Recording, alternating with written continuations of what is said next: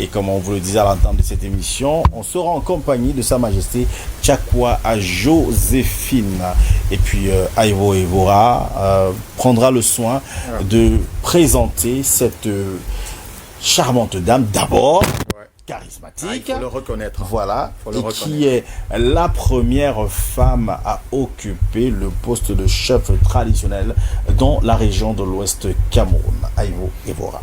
Et on parlera justement d'une femme résiliente et conciliante, une femme qui malgré toutes les persécutions que subissent est restée concentrée sur un seul et même objectif, notamment le bien-être de son peuple, le maintien de ce dernier dans la paix et la cohésion sociale. Sa Majesté Joséphine Tchakwa IV, 15e de la dynastie et chef traditionnel Funche, localité située dans l'arrondissement de Mbanja, département du Onkam, région de l'Ouest Cameroun. Mais restons pour parler justement de notre invité, Joséphine Bertrand Pouna Tchakwa, de son nom à l'état civil, c'est la toute première femme chef du village, ou alors chef traditionnel en vrai sens du poste, dans l'histoire des Grassefields du Cameroun. Elle règne depuis 2016 sous la chefferie des Funche, dans le village Meka, département du Onkam. Son histoire est surprenante et bouleversante pour qui connaît les us et coutumes de l'Ouest Cameroun. Cette femme artiste, venue au Bercail pour organiser les obsèques de son feu père en 2016, fut arrêtée par les notables et conduite au LACAM. Le LACAM, vous connaissez, quoi qu'il en soit, et nous en touchera un mot dans un instant. Depuis 9 ans, en effet, celle qui menait tranquillement une carrière fort remarquable dans le domaine des lettres, de la musique et de la cinématographie en France, est plus préoccupée au quotidien par la restauration et le développement de la chefferie des Funche. Et qui sont les Funche? Chef traditionnel Bamleke nous enseigne l'histoire de ce peuple fier issu des Grassefields. Et ce matin, nous recevons Sa Majesté Joséphine Tchakwa, 4e du nom. Bienvenue dans Ici Tout va bien, bienvenue sur DBS. Merci. Bonjour à vous tous. Bonjour Sa Majesté. Mais il a déjà tout dit, hein. Moi, j'ai qu'à partir parce que... N'est-ce pas? Bah oui, je vois. Mais on voulait vous faire le melon. C'est le melon, c'est Sa Majesté. C'est Sa Majesté. Ça non? Voilà. Comment on salue Sa Majesté? Quand j'arrive dans votre chefferie, et je suis étranger, je devrais vous saluer comment? Bah si vous êtes étranger, vous êtes censé... Sans chapeau? Vous êtes censé ne pas savoir. En fait, justement. Ok. Donc, vous allez me saluer comme vous avez l'habitude de le faire partout. Ok. Maintenant, s'il y a un notable, c'est le notable qui vous dira, si vous voulez tendre la main, celui qui va se précipiter pour vous dire... On ne tend pas la main au chef. Voilà. Mais si vous avez un chapeau, il peut vous dire... enlevez le chapeau. Enlevez le chapeau. Ok. Mais beaucoup d'années quand même... chef, aujourd'hui, en tant que femme, quel est le sentiment que vous avez? C'est une grosse responsabilité quand même. Parce que dans la présentation d'Aivo, vous êtes d'abord artiste. Et quand vous arrivez, ce jour-là, pour enterrer votre défunt papa, vous êtes arrêté. Vous vous y attendez quand même? Bah, comment dire, étant une femme, moi j'étais très très loin de ça. Je me disais, je suis une femme, je vais me marier, et puis voilà, il n'y a pas de... Et j'étais me mariée. Pas que, et donc, moi, pour moi, ça me disait, j'étais pas inquiète du tout. Ok. J'étais pas inquiète du tout. Et même quand on m'a arrêtée... Bon, arrêter, ça veut dire quoi? Expliquez-nous. Bah, c'est-à-dire que quand on fait les funérailles, on fait le tour de deuil. Tous les enfants du défunt font le tour de deuil, et puis ensuite, comme ça, patatras, on tombe sur quelqu'un, on l'attrape, et on court avec pour amener au lac, dans la forêt sacrée. Ensuite, dans la case qui est... Enfin, case, c'est trop dire, hein. Dans un machin comme ça qu'on a construit avec des pailles, enfin, voilà. Et on vous met dedans. Et des fois, s'il y en a trop pitié de vous, bon, s'il y a une petite case à côté, on peut vous permettre d'aller vous reposer dans cette case-là. Mais sinon, si on veut vraiment vous brimer, eh ben, vous restez là-bas. Hein. Enfin, brimer, entre guillemets, c'est l'initiation. En fait. Okay. Donc, voilà. Et vous restez à l'intérieur pendant combien de temps? Normalement, il faut au moins rester 9 jours dans le lac. Mais moi, j'avais 9 semaines. Ok. Waouh, énormément. Au lieu de 9 jours, vous avez fait 9 semaines. Oui, il y a même des hommes chefs qui font 7 jours. 7 jours. Ouais. Vous avez fait 9 semaines. Ça veut dire que vous êtes sorti du LACAM chargé. Comme on dit souvent. Ouais, c'est ce qu'on dit habituellement. En ce moment, Si on est attrapé, Oui. qu'est-ce qu'on se dit? Quel est le ressenti qu'on a présentement? Mais vous mettez à crier, vous pleurez, Ouais. vous hurlez. C'est tout ce que. Et vous hurlez quoi? Vous avez l'impression que on va vous couper de votre monde? Oui, bien sûr. Ouais. Parce qu'on sait quand même que vous votre êtes vie ne très sera plus introduit du pareille. côté de l'Hexagone. Est-ce que le côté moderne là ne vous manque pas? Non, pas du tout. Pourquoi? Non, parce que à la fin, je me suis rendu compte que, puisque moi je suis un homme ou une femme si vous préférez, mais Ouais. généralement on dit un homme de culture. Ouais. Il n'y a pas une grande différence entre les traditions et le cinéma. Ok. Voilà, donc pour moi, je trouve même que ça va propulser mon métier dans l'art cinématographique, parce que c'est pratiquement la même chose. Ok. Alors, Mais ça- en cet Et instant-là, quand on dit comment... culture, lorsqu'on dit culture, le radical, c'est culte. C'est vrai. Ok. Ah, ok. C'est culte, ouais. Ouais. Ok. Donc, avant, j'avais très très peur. Mais maintenant, je concilie les deux choses. C'est pas si terrible Ouais. que ça. Ça fait peur, c'est vrai, mais bon, c'est pas. On s'habitue. Ok. Alors nous on aimerait savoir, parce que après il y a beaucoup de personnes qui nous regardent, votre peuple n'est pas seulement installé dans les Grassfields, ils sont partout dans le monde. Bon, la première question que je me pose, parce que ouais, on fait les tours du Cameroun, mais j'aimerais bien savoir, les Funcheux, ce sont les qui, les Funcheux? C'est quel peuple? Alors, les Funcheux, c'est un peuple très ancien. Nous sommes installés dans cette zone-là. Nous sommes partis de la Ménois dans les années 1200, 1300. On s'est d'abord arrêté à Bakassa. Ouais. C'est toujours dans le département du Honkam. Et nous avons créé ce village, le village Bakassa, Bakassa, parce que c'est 4 ou 5 frères qui sont partis de la Ménois. Alors, celui qui est resté à Bakassa s'appelait Tchakwa, Tchakwa. le nom que je porte. Ah super. Donc, lui, il est resté chef Bakassa. Ses frères ont continué parce qu'ils sont partis, chacun voulait construire son village. Ensuite, nous sommes allés dans l'Undé n'existait pas encore. Et on est descendu, on est arrivé à Bashingou. Ils ont créé le village Bashingou. Ouais. Et maintenant, le dernier, qui est mon ancêtre, Oui. lui, il est parti vers Bapantou. À Bapantou, il y avait déjà c'était déjà occupé. Oui. Ils ont continué et ensuite ils ont trouvé cette zone qui était vierge. Et ils ont créé leur village. Donc le peuple Funcheux, c'est un vieux peuple depuis des siècles. Ok. Donc dans la zone où nous sommes là-bas depuis 1350 par Donc, là. vous faites partie du groupement Banja. Oui, à un moment. Ok. Ça n'a pas toujours été le cas, Ouais. mais finalement, on a fait partie nous avons fait partie du groupe Banja.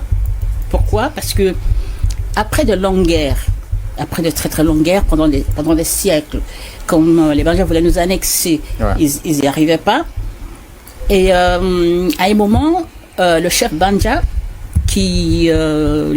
principalement celui qui s'appelait Fofanka, il a fait alliance avec mon grand-père pour arrêter cette guerre. Donc, ils se sont mariés entre eux. Donc, Fofankam a épousé la fille de mon arrière-grand-père. Son propre fils a épousé la tante de mon père, et ainsi de suite. Même le défunt chef également a aussi épousé l'une des descendants de Funcheux, en étant lui-même est également quelqu'un de la zone de Funcheux, de par sa grand-mère, son arrière-grand-mère. Donc, nous sommes dans le groupement Banja, pas par annexation, parce que il y a deux sortes de villages qui font partie d'un groupement. D'accord. Il y a ceux qui ont été vaincus. Donc, d'emblée, ils ont leur chaise, comme on dit.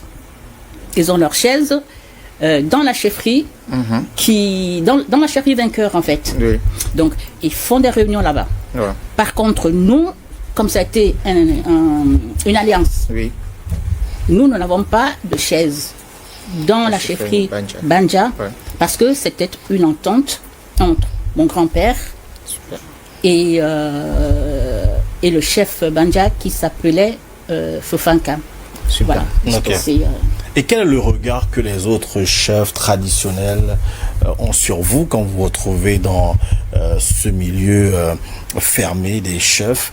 Et autre question, c'est aussi de savoir, on sait très bien que la tradition, la culture du côté des Grassfield, c'est quelque chose de très très très important. Et quelle est la place quand vous êtes avec les autres? Vous vous sentez comment? Est-ce que vous n'avez pas l'impression d'être là comme un cheveu dans la soupe? dans la soupe. Ouais. Bon, je pense pas. Parce que c'est pas moi qui ai décidé d'être chef. Ok. Déjà. Et le regard que les autres chefs me portent, moi je vais m'arrêter, par exemple, les chefs du 3e degré, comme moi, Ok. au groupement Banja, dans le groupement Banja, c'est qu'ils ne comprennent pas pourquoi je ne fais pas la réunion à la chefferie Banja. Ouais. Parce que nous n'avons pas encore commencé à raconter notre histoire. Donc, je ne peux pas faire de réunion à la chefferie Banja parce qu'il n'y a pas la chaise de mon ancêtre là-bas. Ok. En fait, quand tu vas quelque part pour t'asseoir sur une chaise, il faut bien évidemment que tu succèdes à cette chaise-là Ok. dans cette société secrète. Bon, mais tel n'est pas le cas avec moi. Alors, beaucoup pensent que c'est par arrogance, c'est par défi, c'est par... non, c'est pas du tout ça. C'est que je ne peux pas créer quelque chose qui n'existe pas. Je ne peux pas aller chercher la malédiction avec mes propres pieds. Là où ça, c'est vrai. je peux éviter. Ça, c'est vrai. Oui. C'est pour ça que je ne vais pas à la réunion dans la chefferie supérieure Banja. Ok. Je vous ai posé cette question parce que avant que vous n'arriviez, on a fait une petite investigation autour. Ça, c'est le regard que vous pensez que les autres chefs portent sur vous. Il y a Mais ça, en fait, pardon, il y a ça. oui, Il y a aussi le fait que je sois une femme oui, qui les dérange. ok, Mais moi, je ne comprends pas parce que ils savent très bien qu'au pays Bamileke, tu ne décides pas comme ça d'aller succéder dans une chefferie. ok, Et en plus de ça, moi par exemple, quel est mon intérêt à aller m'enfermer dans cette brousse ok, jusqu'à, ça veut dire, me battre pour faire revivre ce village. ok. Quel est mon intérêt? Alors, quelle est la réponse que vous donnez à ceux qui pensent que votre arrestation était une mascarade et que le fait que vous ne vous asseyez pas sur la dite chaise, c'est le fait que vous reconnaissez vous-même, selon une certaine opinion, que vous n'êtes pas à votre place? Cela veut dire que, quand vous dites, cela veut dire que ces gens-là pensent que je suis en train d'usurper quelque chose qui est, comment dire, qui est tellement grandiose, qui est tellement importante comment dire, dans ma vie, dans la vie. Ouais.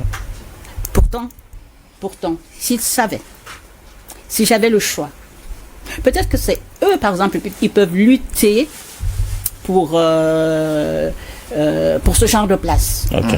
Mais pas moi. Ma vie en France, c'est pas la vie de comment dire, des gens qui partent au front. Non. En France, je suis bien. Dans mon métier, partout, je suis bien. Et mes amis là-bas, ça dit que personne ne comprend. Ok. Personne ne comprend. Et usurper tellement dans cet arrondissement, non, je vais m'arrêter à mon groupement. Dans ce groupement, on a l'habitude de changer les successeurs des gens, que chacun raconte ce qu'il veut. Ouais. Que chacun raconte ce qu'il veut. Je ne m'assois pas sur la chaise dans la chefferie Banja, mais dans ma chefferie. Okay. Je suis assise sur le trône de mes ancêtres. Ok. Et le tam-tam qui a été joué... C'est ça que ces chefs doivent comprendre. Ouais, ouais. Voilà. Je n'ai pas une chaise à la chefferie Banja où, si j'avais une chaise là-bas, si mes ancêtres avaient une chaise là-bas, moi je serais allé m'asseoir sur cette chaise-là et personne ne va m'interdire, personne ne va dire non, puisque le défunt chef savait très bien que c'est moi qui devais succéder à mon père. Ok. Puisque il a chassé déjà plusieurs personnes qui voulaient faire les funérailles de mes ancêtres pour accéder justement à ce trône des hommes. Il savait que j'étais une femme. Ok. Le défunt savait très bien que c'est une femme qui devait être. Alors, dans le récit de Aïvo tout à l'heure, dans sa présentation, j'ai noté une petite parenthèse, ce tam-tam qui a été joué sur la cour royale, un peu comme pour illustrer le fait que il n'y a pas de chef de ce côté, un peu comme si on ne vous reconnaît pas à cette place-là. Bah oui, ça c'est le fantasme de ces gens-là qui sont allés taper ce tam-tam là-bas. Alors, je vais vous raconter brièvement. C'est simplement un village voisin qui a usurpé déjà. Parce que Maras, c'est ceux. Bon, puisqu'on les appelle Basseux, ils ne savent pas que Maras même, c'est ceux. Et nous sommes ça aussi. Okay. Donc, et c'est ce village voisin qui a la prétention de m'annexer. Alors que la chefferie supérieure même n'a pas pu nous annexer. Et ce petit village, d'ailleurs, mais c'est même pas un village. C'est pas un village. Et si on me pose la question, est-ce que je peux démontrer que c'est pas un village? Oui, je peux très bien démontrer que c'est pas un village. Allez-y. Donc, eux, moi, je suis la 15e de la dynastie. Eux, par exemple, le chef actuel, c'est le 3e. Et encore, je peux même pas dire le 3e parce que le premier chef de ce village-là était d'abord un collecteur d'impôts. Et c'est vers la fin qu'on a fait de lui chef. Hein? La personne qui a fait de lui chef, ce n'est pas mon ancêtre. C'est le chef supérieur Banja qui l'a mis, qui l'a installé à la limite, justement pour voir comment faire pour nous annexer. Okay. Et aussi déranger un autre village qu'on appelle Balassier. Voilà leur rôle. Et ils n'ont même pas de terre. Moi, j'ai des terres. Si je vais installer 500, 1000 personnes, aujourd'hui, je peux le faire. Je n'ai pas besoin de les demander à qui que ce soit. Mais eux ne peuvent pas, tout simplement parce que ce n'est pas leur village. Okay. Et le tam-tam qui sont allés taper. Moi, j'ai succédé à mon père en 2016. Il pensait que j'étais une femme... amorphe, c'est-à-dire que malléable. Voilà. Ils se sont rendus compte que mais non, elle est là véritablement, c'est pour réveiller le village, c'est pour faire revivre ce village, c'est pour faire revivre cette chefferie. 2 ans plus tard, ils ont commencé à me créer des problèmes. Et toutes ces personnes qui me créent des problèmes, ils étaient là lors de l'intronisation, de mon intronisation, quand on faisait les funérailles et tout, même après toutes les fêtes que j'organisais à la chefferie, ces gens étaient présents. Bon, peut-être que vu la manière que la chefferie avançait, ils ont voulu soit me bloquer, ou ils se sont dit, puisqu'ils ont envie de devenir 2e degré, ne remplissant pas les conditions, ils se sont dit, cette chefferie-là, nous allons l'annexer, comme ça, l'administration verra que ils ont une chefferie de cette taille-là sous leur commandement, ainsi ça sera facile pour eux d'avoir le 2e degré. Okay. Alors, quand ils ont commencé à m'attaquer, l'intelligence et la sagesse voudraient qu'il faut se reculer. Je me suis reculée. Je les ai observés. Et j'ai travaillé dans l'ombre, énormément. Pendant 7 ans, sans rien dire. Et c'était dans cette période-là qu'ils faisaient tout ça, puisque je ne disais plus rien, ils se sont dit, ça y est, nous avons gagné. Alors, pour savoir qu'ils ont gagné, qu'est-ce qu'il faut faire? Il faut aller taper le tam-tam. Ils sont venus une première fois, ils ont tapé, je n'ai rien dit. Ma population s'est fâchée, mes notables se sont fâchés. Parce qu'ils voulaient réagir. J'ai dit non, laissez. Ils sont venus, ils sont allés taper chez l'un de mes notables, qui s'appelle, celui qui est là maintenant, bon, il dit qu'il est le représentant, mais c'est notable, on l'appelle Tani Kwemu. Tous ceux qui sont de base, quand j'ai Tani Kwemu, ils sauront de qui il s'agit. Ce notable-là, c'est son père, c'est mon grand-père qui a élevé son père. Ensuite, vu qu'il était très serviable, il a coupé une partie de la plante de la chefferie, pardon. Il l'a installé comme son premier notable, comme son fils préféré. Comme ça, s'il crie en bas, son fils, qu'il a installé en haut, lui vient au secours. Quand vous êtes dans les lieux, vous voyez que c'est la chefferie. Ils sont allés, ils ont tapé le tam-tam chez ce notable. J'ai rien dit. Mon notable, vers le bas. Ils sont allés là-bas et c'est toujours pratiquement dans l'enceinte de la chefferie. Ils ont tapé le tam-tam là-bas. J'ai rien dit. Donc pour eux, puisqu'ils tapent le tam-tam, je dis rien. Alors moi, j'agissais d'une manière plutôt moderne, c'est-à-dire que lorsqu'ils viennent taper le tam-tam, je fais venir un huissier qui constate, ou je fais des enregistrements que je garde pour plus tard devant les tribunaux. Et là, le moment est venu, on va enrôler ça, je crois, ce mois-ci. Donc voilà. Et maintenant, en tapant les tam-tams, puisque je ne réagissais pas, ce qu'ils ont fait, la goutte d'eau honteuse, pas pour moi, pour eux. Et quand ça se passait, ils pensaient que c'est moi qui avais honte.